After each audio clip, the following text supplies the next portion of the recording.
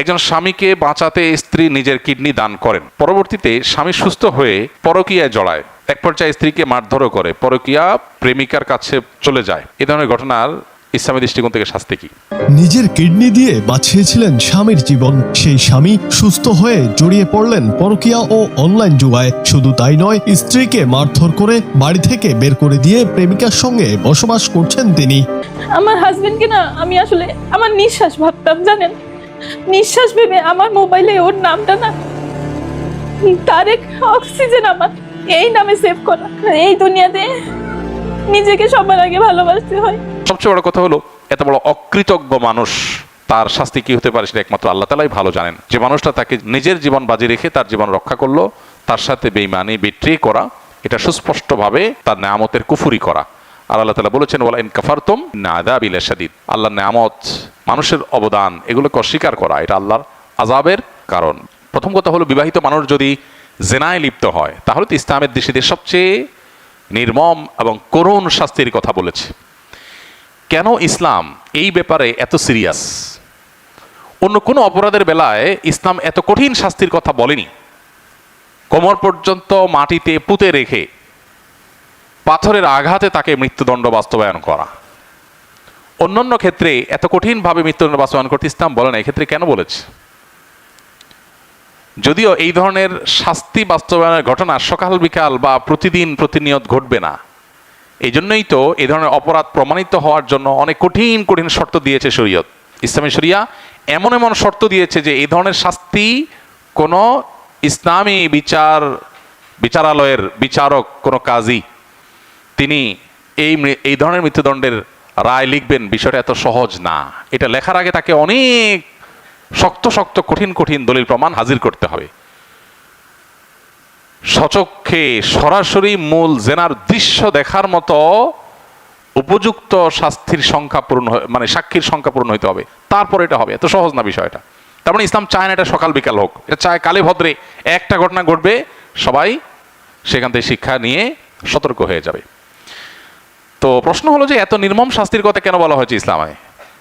এর উত্তর হলো, কারণ হলো, মানব সভ্যতা পৃথিবীতে টিকে থাকবে বিবাহের সুস্থ স্বাভাবিক ধারার মাধ্যমে।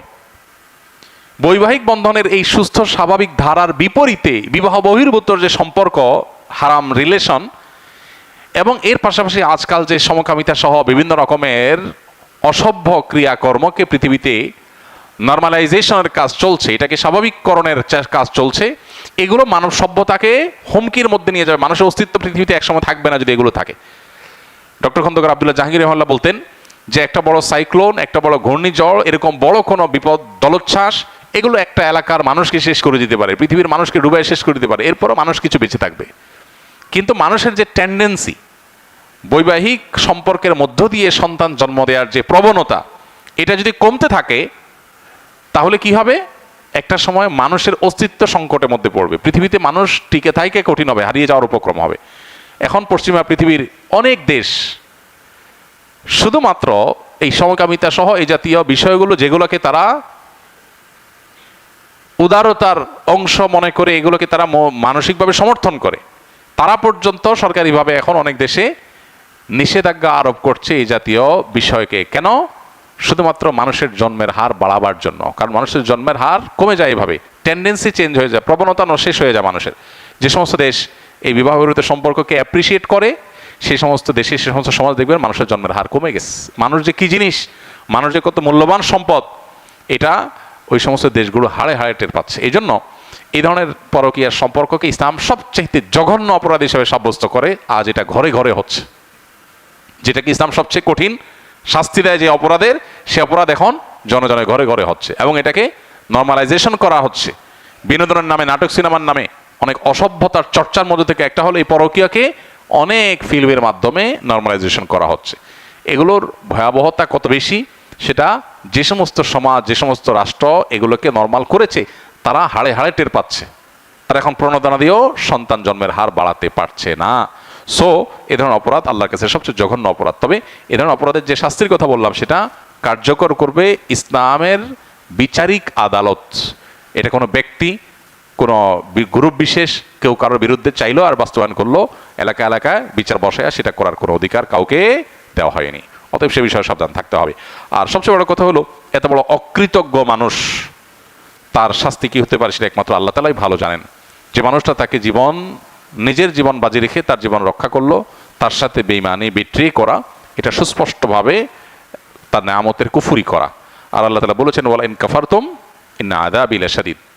আল্লাহর নেয়ামত, মানুষের অবদান, এগুলোকে অস্বীকার করা এটা আল্লাহর আযাবের কারণ। ঢিলাখুলো কতক্ষণ ধরে ব্যবহার করা উচিত? 40 পা হাঁটাহাঁটি করা কি মুখ্য বিষয়? মুখ্য বিষয় 40 পা বা এর কম বেশি কোনো পা হাঁটাহাঁটি করা নয়, বরং মুখ্য বিষয় হলো পেশাবের পর বা মলমূত্র ত্যাগের পর অপবিত্রতা থেকে পবিত্র হওয়া, এটা হলো মুখ্য বিষয়। পেশাবের পর আমরা যারা বাংলাদেশের মানুষ এই অঞ্চলে বসবাস করি, আমরা ভাত টাত খেয়ে অভ্যস্ত, আমাদের শরীরের মধ্যে সাধারণত একটু শরীরটা আমাদের রসালো হয়। আরবের মানুষ যারা রুটি খায় বা পাকিস্তানের মানুষ যারা রুটি খায়, রুটি প্রধান, তারা আমাদের চাইতে তাদের শরীরের গঠন থাকে কিছুটা শুষ্ক টাইপ। আমাদের দেশে মানুষের পেশাবের পর সাধারণত পেশাবের ফোটার ধারা বন্ধ হতে একটু সময় লাগে। আবার আমাদের দেশের মানুষের মধ্যে অনেকে এটা রোগ একটু বেশি সময় নেয়, অনেকে তাড়াতাড়ি পরিষ্কার হয়ে যায়, ক্লিয়ার হয়ে যায়। তো এটা আসলে ব্যক্তির উপর বা পরিবেশের উপরে অনেক সময় ভ্যারি করে।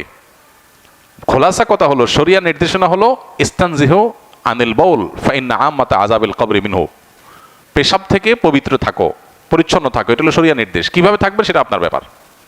এখন কারো পেশাবের ধারা ফোঁটা বের হতে শেষ হতে সময় লাগে, তো তিনি ইউরিনালে অথবা টয়লেটে তিনি অপেক্ষা করে প্রয়োজন উঠবস করে তিনি এটা দূর করবেন, দূর করে তিনি বের হয়ে যাবেন।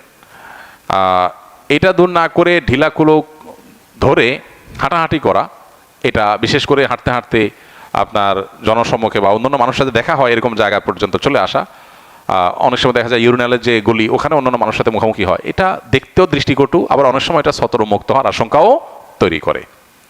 আর এভাবে নবী সাল্লাল্লাহু আলাইহি ওয়াসাল্লাম হাঁটাহাঁটি করতে কোথাও আলাদা করে নির্দেশও করেন নাই। অতএব আমরা প্রত্যেকে যার যার দায়িত্বে ইউরিনালে বা টয়লেটে বসেই নিজের পেশাবের ধারা বা নাপাক এটাকে দূর করে তারপর বের হবো ইনশাআল্লাহ। অনেকে আছেন অহেতুক ওয়াসওয়াসার রোগে ভোগেন, তার পেশাব আসলে আসে নাই, তার মনে হয় পেশাব আসতেছে, এই মনে হয় দূর করার জন্য সে 40 কদম 60 কদম হাঁটাহাঁটি করে।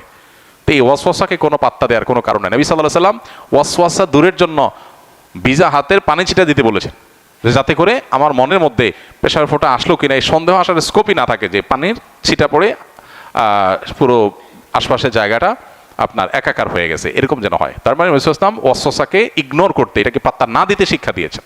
অতএব আমরা সেটা করতে হবে ইনশাআল্লাহ তাআলা।